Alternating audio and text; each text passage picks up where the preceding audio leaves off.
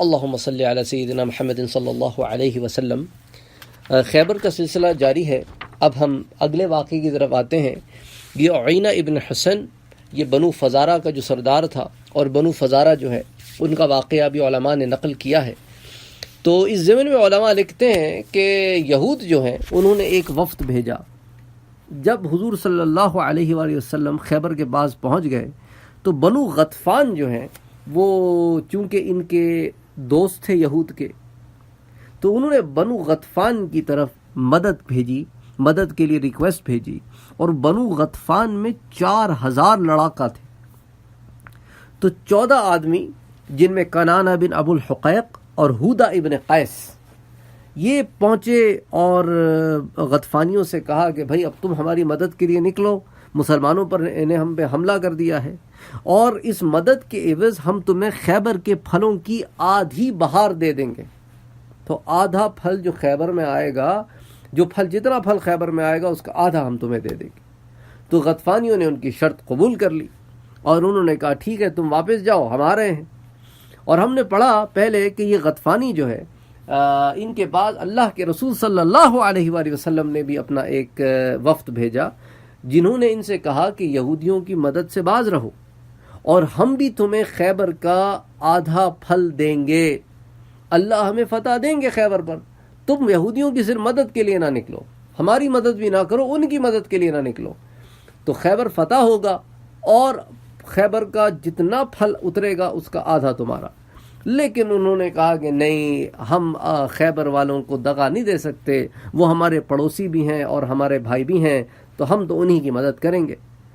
تو غرض یہ غطفانی جو ہیں یہ یہاں سے نکلے، اور راستے میں جب پہنچے تو جیسا ہم پڑھ چکے ہیں، اللہ سبحانہ و تعالی نے غیبی آواز کے ذریعے ان کے دل پر یہ روب ڈالا اور ان کے ذہنوں میں یہ خیال ڈالا کہ مسلمانوں نے کہیں تمہارے پیچھے تمہارے گھر والوں پہ نہ حملہ کر دیا ہو، تم تو یہاں آئے ہوئے ہو سارے۔ تو یہ سب کے سب واپس بھاگے، اور جب ان کو پتہ چلا کہ ایسی کوئی بات نہیں ہے تو انہوں نے دوبارہ ارادہ کیا کہ وہ اس طرف کو نکلیں۔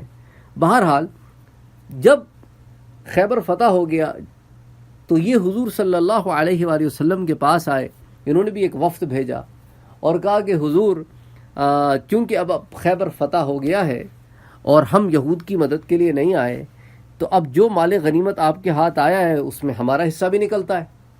یعنی پہلے تو انہوں نے اس بات پہ انکار کر دیا کہ ہم تو اپنے دوستوں کی مدد کریں گے، اب جب کہ دوست ہار گئے تو اس سچویشن کو بھی یہ یوٹیلائز کرنے کی کوشش کر رہے ہیں، یہ کہہ کر کے دیکھیں ہم ان کی مدد کے لیے نہیں نکلے، اور اس لیے چونکہ ہم ان کی مدد کے لیے نہیں نکلے تو آپ کو ان پہ اللہ نے فتح دی، اب چونکہ فتح ہو گئی ہے تو آدھا مال ہمارا ہے۔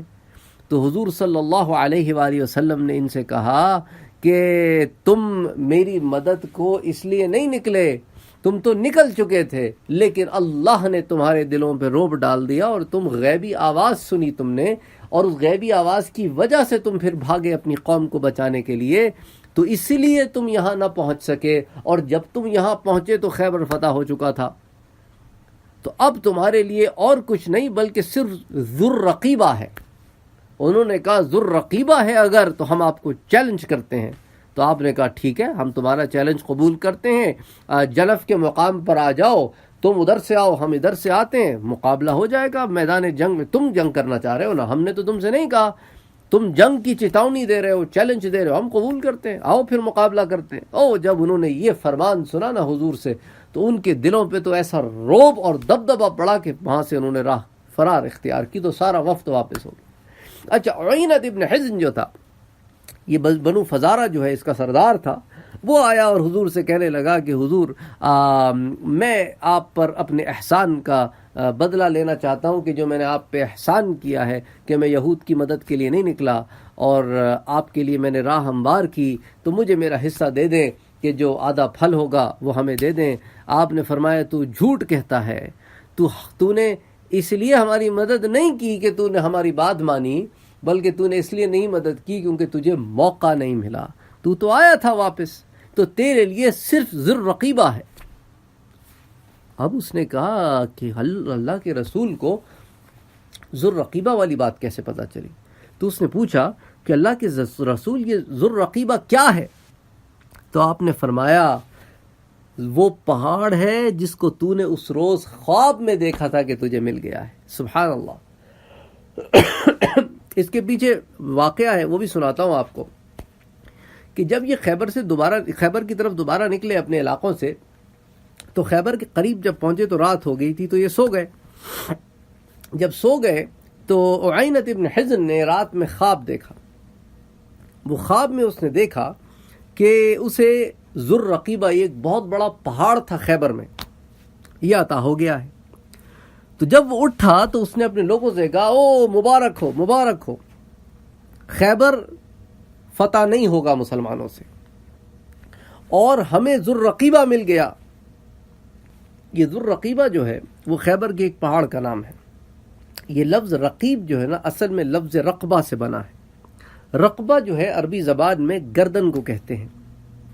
تو اس نے اپنے ذہن کے مطابق اس خواب کی یہ تعبیر کی کہ ذو الرقیبہ مجھے ملنے سے مراد محمد مصطفیٰ کی گردن میرے ہاتھ میں آ جائے گی، کیونکہ رقیبہ گردن کو کہتے ہیں. معاذ اللہ، نعوذ باللہ. تو وہ جو باطل فرقے ہوتے ہیں تو پھر ان کو سوچ بھی ویسی نیگیٹو ہوتی ہے. تو اس نے کہا بس اب فکر نہ کرو، محمد کی گردن میرے ہاتھ میں آ گئی ہے، معاذ اللہ. تو اب فکر نہ کرو، خیبر جو ہے وہ نہیں جاتا کہیں. اب لیکن جب یہ خیبر کے قریب پہنچے تو ان کو پتہ چلا کہ خیبر تو فتح ہو گیا ہے. تو اب یہ وہاں سے پلٹے اور واپس آئے، لیکن انہوں نے اس چیز کو بھی استعمال کرنے کی کوشش کی اپنے فیور میں. تو جب یہ واپس جا رہے تھے اور انہوں نے مسلمانوں سے جنگ بھی نہیں لڑی، ہمت بھی نہیں تھی، اللہ نے ایسا رعب ڈالا تھا ان کے دلوں میں. حالانکہ تعداد میں 4000 لڑاکا تھے، یہ بہت زیادہ تھے مسلمانوں سے، 3 گنا تھے. جب عینت ابن حزن واپس اپنے اہل خانہ کے پاس آیا تو اس کے پاس حارث ابن عوف آیا اور کہا کہ اما منعک، کیا میں نے تمہیں منع نہیں کیا تھا کہ مسلمانوں پر حملہ نہ کرو، اس ارادے سے باز آ جاؤ. بخدا محمد مصطفیٰ یقیناً فتح یاب ہوں گے، اور مشرق سے لے کر مغرب تک آپ کی حکومت ہوگی، کیونکہ یہودی علماء ہمیں آپ کے بارے میں بتاتے رہے ہیں. اس نے کہا میں نے خود ابو رافع سلام ابن مشکم کو یہ کہتے سنا ہے کہ محمد سے ہم حسد کرتے ہیں، کیونکہ ان کی وجہ سے نبوت ہارون کی اولاد سے ہاشم کی اولاد میں چلی گئی. ہم ان کو نبی کیسے مان لیں جبکہ وہ بنی اسرائیل میں سے نہیں ہیں؟ بے شک وہ نبی مرسل ہیں، اور بے شک 2 دفعہ یہود ان کے ہاتھ سے رسوا ہوں گے، ایک تو یثرب میں اور دوسرے خیبر میں. تو سبحان اللہ، اللہ سبحانہ و تعالی نے اسی بات کو قرآن میں کہا نا کہ یہ اے محمد مصطفیٰ صلی اللہ علیہ وسلم آپ کو اسی طرح پہچانتے ہیں، یعرفونک کما یعرفون ابناءہم، یعرفونہ کما یعرفون ابناءہم، یہ محمد مصطفیٰ کو اسی طرح پہچانتے ہیں جیسا کہ اپنی آل اولاد کو پہچانتے ہیں. اتنی نشانیاں ان کے پاس موجود ہیں، لیکن اپنی ضد پر اڑے ہیں. جب اپنی ضد پر اڑے ہیں تو بس پھر جو ہوا ان کے ساتھ، پھر اللہ سبحانہ و تعالی نے ان کو بتایا. بہرحال تو یہ ایک واقعہ. اچھا، حبشہ کے ضمن میں ایک واقعہ رہ گیا تھا، اس کو بھی ہم لاتے ہیں کہ ایک حدیث میں آتا ہے کہ جب حبشہ کے مہاجرین اللہ کے رسول کے پاس حاضر ہوئے تو آپ نے ان سے فرمایا کہ حبشہ کی سرزمین کا کوئی انوکھا سا واقعہ ہمیں سناؤ. تو اس پر چند نوجوانوں نے کہا کہ اللہ کے رسول، ایک روز ہم لوگ بیٹھے ہوئے تھے کہ وہاں سے ایک بوڑھی حبشی عورت گزری جو اپنے سر پر پانی سے بھرا ہوا ایک مٹکا لیے جا رہی تھی. اتفاق سے وہ ایک بچے کے پاس سے گزری. وہ بچہ بڑا شرارتی تھا، اس نے شرارتاً اس کو دھکا دیا. بڑھیا گھٹنوں کے بل گری اور اس کا مٹکا بھی ٹوٹ گیا. بڑھیا کھڑی ہوئی اور بچے کی طرف توجہ سے دیکھنے لگی. اس کے بعد اس نے کہا، او غدار، تجھے اس وقت معلوم ہوگا جب اللہ عرش و کرسی پر جلوہ فگن ہوگا اور اگلے پچھلے تمام لوگ وہاں جمع کیے جائیں گے، اور آدمی کے ہاتھوں اور پیروں کو بھی زبان دے دی جائے گی تاکہ وہ بتلائیں کہ آدمی نے ان کے ذریعے کیا کیا کچھ کیا ہے. اس وقت تجھے معلوم ہوگا کہ میرا اور تیرا معاملہ بھی اس ذات باری کے روبرو پیش ہے. اللہ اکبر، اللہ اکبر. یعنی وہ عورت جو ہے وہ حبش کی تھی، حبش میں لوگ عیسائی تھے. تو اب دیکھیں اس واقعے سے کتنی خوبصورت بات سامنے آتی ہے کہ ان کے پاس بھی وہی تعلیمات ہیں جو ہمارے پاس ہیں.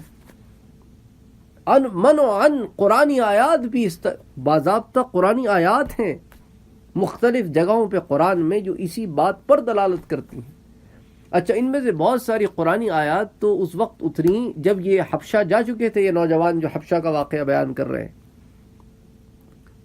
تو اب اس عورت نے وہ جو بات بیان کی، ہمارا بھی عقیدہ یہی ہے، قرآن اس پہ دلالت کرتا ہے، تو نص قرآن سے ثابت ہے. تو حضور صلی اللہ علیہ وآلہ وسلم نے جب یہ واقعہ سنا تو فرمایا اس بڑھیا نے سچ کہا، اللہ ان لوگوں کو کیسے برائیوں سے پاک کر سکتا ہے جو اپنے قوی لوگوں سے اپنے کمزوروں کا بدلہ نہیں لیتے. سبحان اللہ، کتنی بڑی بات حضور نے ہمیں سمجھائی ہے، کتنی بڑی بات ہے کہ اللہ ان لوگوں کو کیسے برائیوں سے پاک کر سکتا ہے جو اپنے مضبوط سٹیٹس والے لوگ، اپنے M L A, M Ps ایز، اس طرح کے جاگیردار رجواڑے، جب وہ ظلم کرتے ہیں تو ان کے ظلم پر انہیں پکڑا نہیں جاتا. ایسے لوگ جو یہ ہونے دیتے ہیں ان کے ساتھ اللہ سبحانہ و تعالی ان کو برائیوں سے پاک نہیں کرے گا، کیونکہ وہ عدل نہیں کرتے، اور جہاں عدل نہیں ہوتا وہاں گناہ اپنے عروج پر پہنچ جاتے ہیں. کیوں؟ کیونکہ کوئی اکاؤنٹیبلٹی نہیں ہے. ہمارے پاس مسئلہ سارا یہ ہے، آپ دیکھ لیں پاکستان، ہندوستان، بنگلہ دیش، عرب ممالک، اور یہاں جہاں ہم مسلمان پھیلے ہوئے ہیں، آپ کو لا اینڈ آرڈر میں فرق نظر آئے گا. اگر کہیں ہے تو امیر غریب کا فرق ہے، ورنہ ویسے تو ہے ہی نہیں. تو جہاں عدل نہیں، وہاں انصاف نہیں، وہاں پھر برائیاں تو جنم لیں گی. تو ضروری ہے کہ عدل قائم کیا جائے. اگر تم چاہتے ہو کہ اللہ تمہارے ساتھ عدل کرے تو تم عدل قائم کرو.